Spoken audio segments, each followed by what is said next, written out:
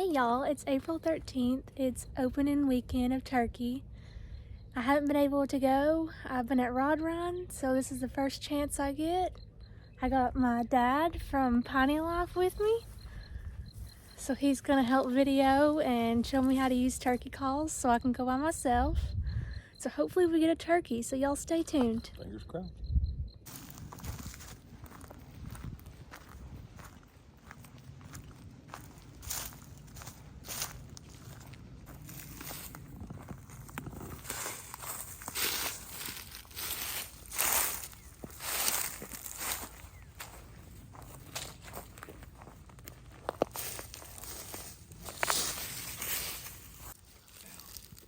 What we're doing, we're going to get about 20 yards in front of the blind.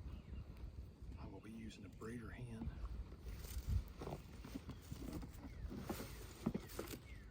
A feeding hen. And my old trusty Jake. And I'll be setting this breeder in front of this Jake. And I'm going to turn the hen the opposite direction because we're in a hilly wooded spot. And once we start calling, I want them to be able to see the decoys. So we've got a field here, hardwoods back here. Hopefully we can call one in. So we'll set this out 20 yards here.